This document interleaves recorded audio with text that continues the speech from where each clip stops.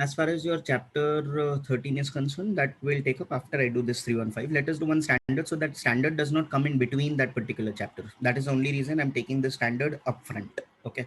It's a very simple standard, not that difficult at all. Listen, when you talk about this essay 315 now, firstly, it is related.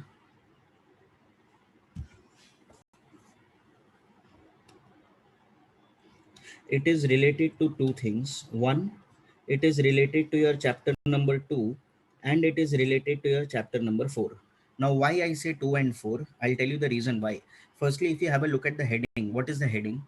Identifying and assessing the risk of material misstatement through understanding the entity and its environment. Now, as the name suggests, the entire standard is there in the name only. Look at the name itself is so big. Exactly. So ultimately, if you understand the name, you'll understand the standard. Actually, now the standard, the heading now, if you really want to understand, it should be broken up into two parts.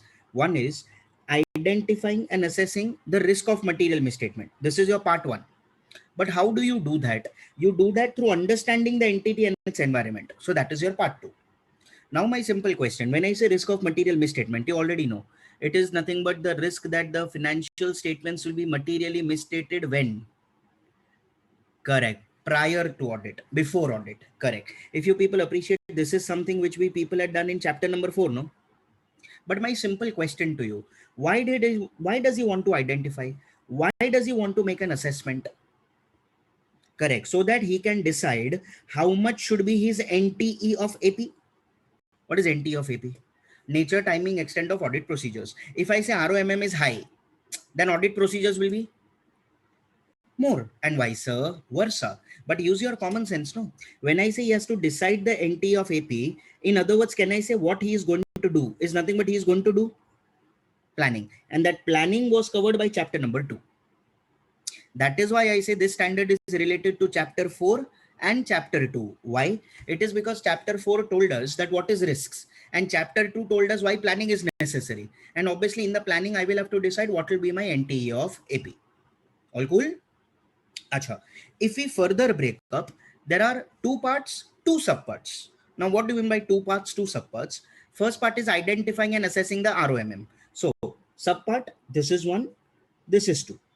So, you have to first identify how much do you feel will be ROMM and you make an assessment whether it will be more or whether it will be less. And how do you do that? Second part, through understanding entity and its environment. So, this is subpart 1 and this is subpart 2. Now, when I say entity, what do you mean by entity, Ray? Can I say it is understanding the nature of the business? Can I say how much will be material misstatements will depend upon nature of business, no? For a simple example, take banks. We have already done audit of banks here. Can I say definitely in the banks, the risk of material misstatement is always high because ultimately they have too many online transactions. They have n number of transactions. So obviously ROMM becomes high. Acha. On the other hand, I hope realize when I say environment, what do you mean by environment? ICS. Now, when I say ICS, obviously internal control system, can I say the auditor has to evaluate the ICS, whether ultimately it is efficient or it is inefficient? Why? Because obviously if it is efficient, his procedures will be less. If it is inefficient, the procedures will be more. So how do you identify ROMM? Obviously, if I see ICS is inefficient, I will obviously assess now ROMM is high. And if ICS is correct, vice versa. It means first the auditor will identify and assess the ROMM through understanding the nature of the business and environment. What are the audit procedures? Very simple. As I told you, you have to understand the entity and you have to understand environment. So see, this is understanding entity and this is understanding the environment. Now, what do you mean by understanding entity? Very simple. Check the nature of the business, basically, the industry to which it belongs. For a simple example, it is the company which is there belongs to which industry. For a simple example, say you're auditing Seat tires, then I hope as it belongs to nothing but the tire industry. If it is nothing but say Hindustan Unilever, then it belongs to the FMCG industry. If it is nothing but I hope as something like Airtel, it belongs to the telecom industry. So ultimately, I hope as it depends upon industry to industry, no? Whatever the business is. So first the auditor will have to identify the industry to which that company belongs. Why? It is because later on he will do ratio analysis. He will do ratio analysis, analytical procedures. If you remember, I had told you in analytical procedures, ratios and trend analysis. But I hope that depends from industry to industry, no? So obviously, if you are auditor of CEAT tires, you will compare the ratios with MRF tires. No, you will not compare the ratios with Pizza Hut or Domino's. So ultimately, I hope in order to do that interfirm comparison, knowing the industry becomes necessary. Secondly, what you also have to see is a regulatory requirement. For a simple example, if you're auditing a bank, what is the regulatory framework which is applicable? Banking Regulations Act. Similarly, if you're auditing a normal company, what is applicable? Companies Act. If you're auditing a cooperative society, what is applicable? Cooperative Societies Act. So ultimately, you have to understand the nature of the business by understanding industry, the regulatory authority where it belongs to. Next, how its operations are conducted, major cash sales, credit sales, what type of sales it is. Then you'll have to understand its operations. It is into processing, it is into only trading, it is into service providing, what? Acha. Thereafter, the ownership structure. What do you mean by ownership structure? Basically, ownership means basically who are the owners and also the capital. It means basically it is more debt oriented, more equity oriented, or it is debt and equity both. So ultimately, you will have to check the ownership structure. Why? I don't know how many of you remember. Previously, we have done SA 320 materiality. How do you come to the materiality level? Can I say by selecting a certain benchmark? You apply a percentage to a benchmark, correct? Now I hope that benchmark can be ownership structure.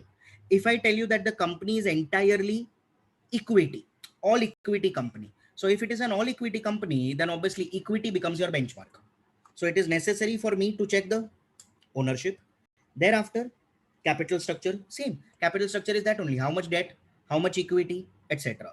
Next, accounting policies, whichever are followed, whether they are proper or not. Why? Simple example. Say for a simple example, the company is following nothing but WDV policy for depreciation. Okay. Now WDV, as you people know, a chunk will be charged in the earlier years. Thereafter, it goes on reducing. That is why it is also known as reducing balance method.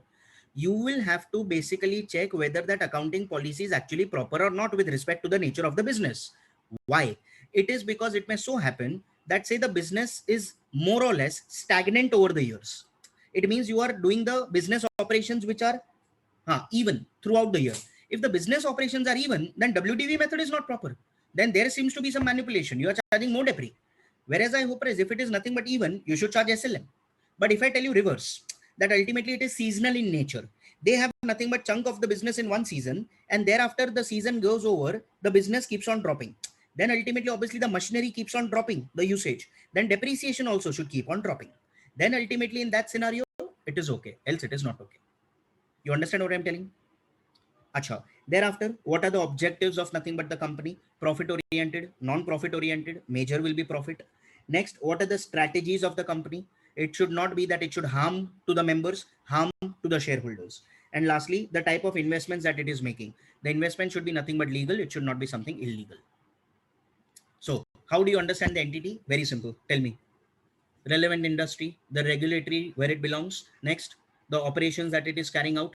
What are the type of operations, whether it is service oriented, manufacturing, then ultimately cash sales more, credit sales more, whatever. Thereafter, the ownership, in other words, the capital structure. Thereafter, accounting policies, objectives, strategies, types of investments. All cool? All cool.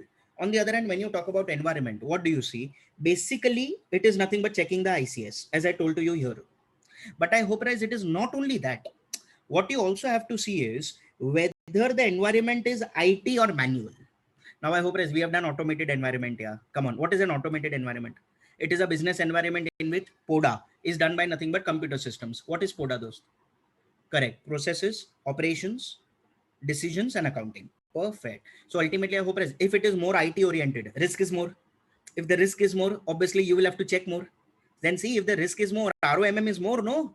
See, what are you doing? You are actually identifying and assessing ROMM only, no? So if it is nothing but I hope is more IT oriented, risk is more, then obviously your procedures have to be more. Also, attitude of the management. I hope what if the management's attitude is not that proper? Management does not give you information on a timely basis. Management stops you from objectively working. Then ultimately the attitude of the management is not proper. Then obviously if they stop me, my risk of material misstatement will be high. And if it is high, obviously I will plan to check more rather than planning to check less. So see, environment means what? Basically the internal control. You will have to check whether it is in existence, whether it is in effect, and whether it is in continuity. Then you'll have to check whether the system is basically IT or manual and the attitude of the management. All cool. All cool. Very simple, yeah. Then see, why understanding is necessary? I told you, understanding is necessary in order to make a plan so that you can decide what should be your NTE of AP. And I hope you realize when I say NTE of AP, audit procedures include two types of audit procedures, which we have done before. Correct. Risk assessment procedures and further audit procedures. Can I say depending on the risk assessment procedures, auditor will decide how much should be the further audit procedures. See, what are risk assessment procedures? They are the procedures in order to evaluate ROMM. Correct. Whether it is high or whether it is less. If it is high, my further audit procedures also will be more. And if my ROMM is low, my further audit procedures will be less. So ultimately, I hope, guys, when I say you have to do audit procedures, firstly, you have to do risk assessment procedures. This risk assessment procedures we have done in chapter number 4. The first thing that we did was this only. Risk assessment procedures are procedures in order to identify and assess the ROMM. Now, what were the risk assessment procedures? There we had seen inquiry of the management and relevant people. Now, obviously, if I inquire and they don't tell me, hello, what does it mean?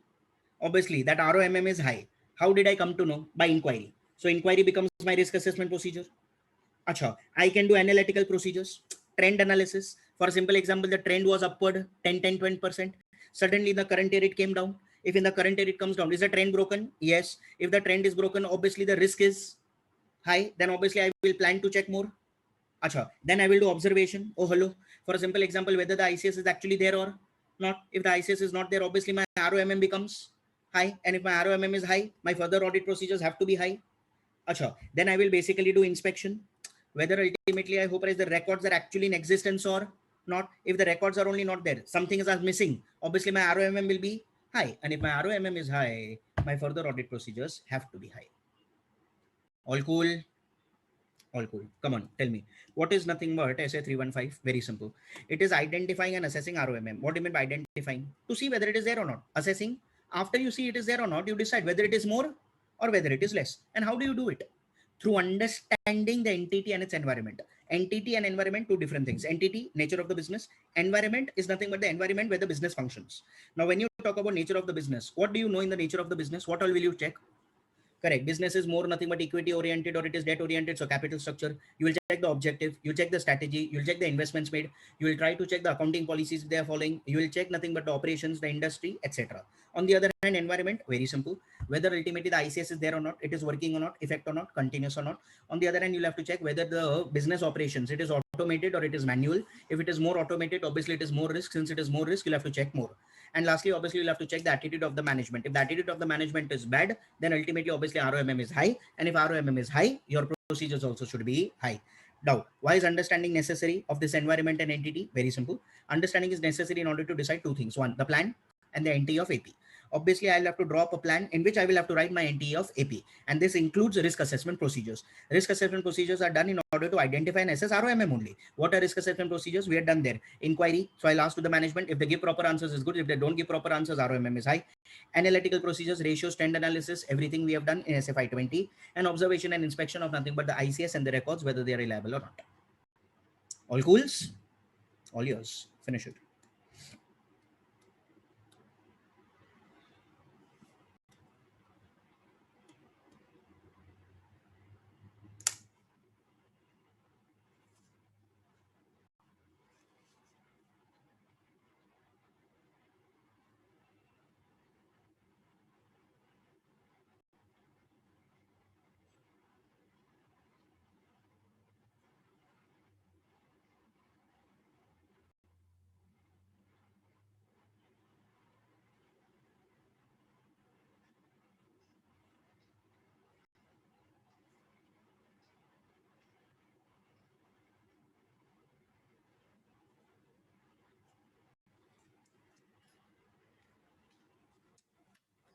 Chapter number 13 is very simple, yeah, very manageable.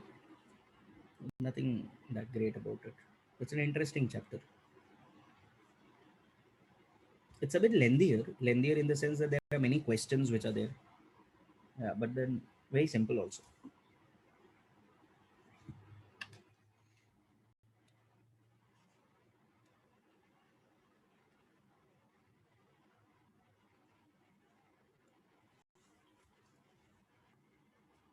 See how much ever so time it may take. One thing I can surely tell you, next week. Thanks for coming. Yeah, next week I'll give you everything, whatever is there, paper pattern, ABC analysis, timetable, that how you should basically, timetable means the timetable for preparing the subject, not the timetable which you get online for your lectures. I know, yeah, hurry. I'll tell you that also. Basically, in fact, I have prepared timetable day wise. That if you are going to sit and prepare for the subject of auditing, then on which day you should do which particular chapter also, and how much time it will take. So basically, if you stick to that, obviously some things up and down, because obviously the plans are always subject to changes, and obviously you are going to sit and follow the plan, so it is subject to more changes. So then not like that, but yeah. But then I'll wish you all the best, and then I'll get lost. What else can I do? No problems there, Sushma. I'll do the needful.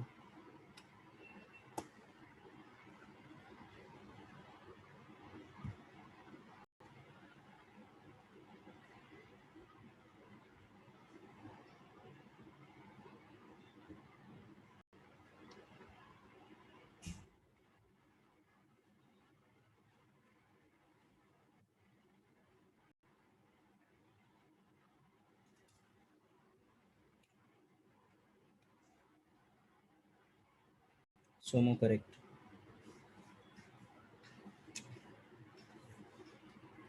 Next week, what we'll do is in one lecture, now we'll finish all the standards. Four standards are remaining now. That all the four will finish in that one only. So thereafter, only that chapter 13 remains.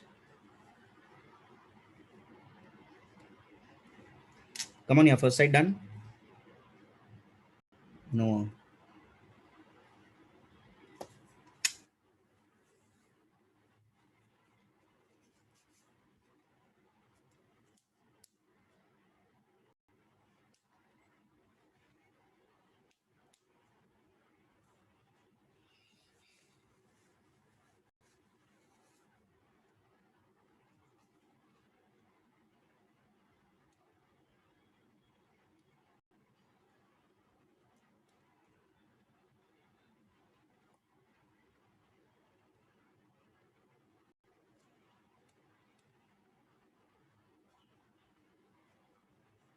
Oh, we are definitely lesser. Company audit was the mightiest of all. Apart from company audit, there's no bigger chapter than company audit.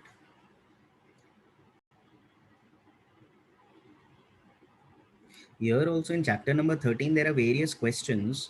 Apart from two, three questions, all the questions are decent in size, like one side. They are not like two, three sides, etc. and so on. In theory, definitely they give marks. Some is asking that do you get 90? Like last time, one student she got 87. Now 87 in something like audit, I hope is is huge. The only thing is that obviously they will cut marks because it is theory, na. So they have the leisure of cutting marks because they always feel that something more can be written. Whereas ultimately, I hope is in case of yeah practical, that is not the situation. Now practical balance sheet tallies. I mean, what more do you write? Yeah. So there is something which is cutting marks at leisure, but then if your answer is like decent enough, I don't think 70, 75 should be a problem at all. Exactly, language should be decent, but your language should not be English. Your language should be auditing in English. That's the difference. People write in their own language, but the problem is it is your own language, no? Look at you. Exactly. So when you talk to yourself also you don't understand major, how do you expect examiner to understand? हाँ जाए तो चलेगा. Yeah, 60 anyways manageable. The only thing is you need to read a lot. That's it. And read a lot in such a way that ultimately that language of auditing comes into picture. Come on, yeah. This last part, finish it fast, so that we can get going with chapter 13. Then I want to finish half of it.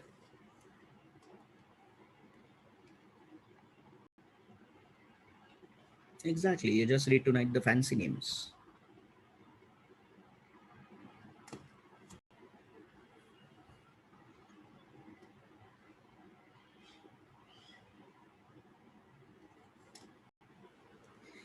I know, yeah, so much we studied, yeah. Slowly and steadily, slowly and steadily.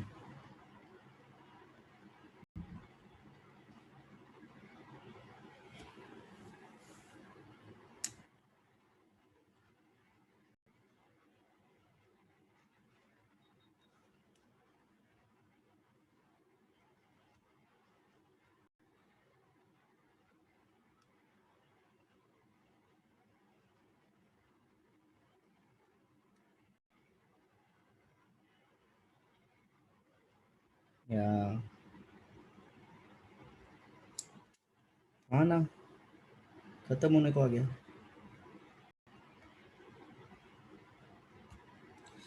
Some are telling we should write answers in paragraph format or point wise. Depends on the question, no?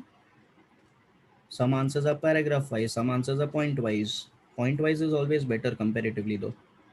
But if they ask you a short note has to be written paragraph wise, no? You cannot write a short note point wise. Like previously, we had done one short note, if you remember, examination in depth. That examination in depth short note was not point wise, it was para wise. Exactly. So whatever is para, that's para. Whatever is points is points. Major answers you people saw are point wise only. MCQs weightage 30 marks. All that I'll tell you later now. Why are you worried about today? Exactly. You are asking me as if today is the last year. Relax. No, last is approaching. Last is not yet approached. When it will come, I'll tell you later. That later is later. Exactly. No problem, Rishabh. Chaitra, it is left here. Come on, here, Dania. Okay. Now, just come to the textbook. In textbook, come to your chapter number 2. You will find knowledge of client's business, essay 315. Page number, though, you will have to tell. I have no idea. In this audit plan, strategy, and all. Page number 49, then, as per some assumed to be reliable sources. Like, still you are assuming after so much. हाँ, मतलब. Acha, in that ultimately I had told you that this essay 315 will take up later. That later is now. Exactly. You did not even remember that later in the first place. But that's fine. That's my job. See, knowledge of a client's business. With adequate knowledge, see, without adequate knowledge, a proper audit is not possible. As per essay 315, identifying and assessing the ROMM. Through understanding the entity and its environment, the auditor should obtain an understanding of the following: the industry, regulatory, and other external factors, including applicable FRF, which is applicable. The nature of the entity, basically, when I say it, what I mean is business. So, operations, ownership and governance structures, types of investments that it is making, thereafter, how the entity is structured and how it is financed. मतलब capital structure basically. There is a chapter also, no, in your FM capital structure, bonus chapter. Thereafter, entity selection and application of the accounting policies. And obviously, there can be changes. So, reason for changes we had done yesterday only. SA 510, initial audit engagement, opening balances, and accounting policies. Thereafter, auditor should evaluate whether the entity's accounting policies are appropriate for its business and consistent with the applicable FRF. See, this is what I'm telling to you, that ultimately it should be with the nature of the business. If the business is like you are not doing it even, then it should not be SLM. Then it should be WDV. But if it is even, then it should be SLM and not WDV. And obviously the policies which are used in the relevant industry. If somebody is following in the industry X policy, then you should not follow Y policy being in the same industry, because then industry, whatever you follow should be nothing but standard. Thereafter, the objectives, strategies, the measurement and review of the entity's financial performance. Basically, ratio analysis here. Then see, the understanding establishes a frame of reference within which the auditor plans the audit and exercises professional judgment throughout the audit. In other words, why does he understand?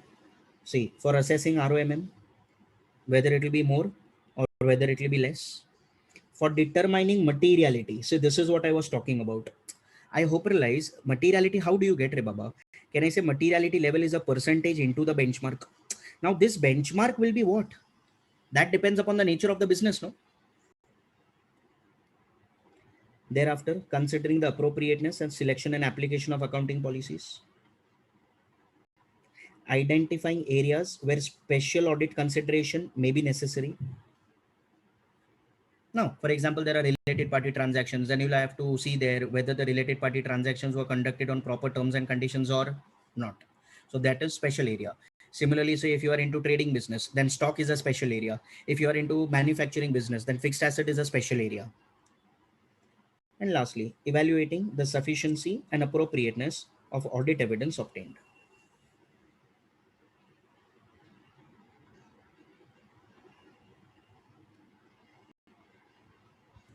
This is why understanding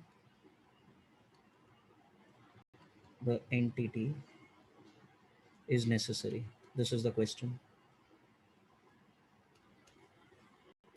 This is not why. This is how do you understand? How to understand the entity. Then this is the answer. How this. This is why. That is how.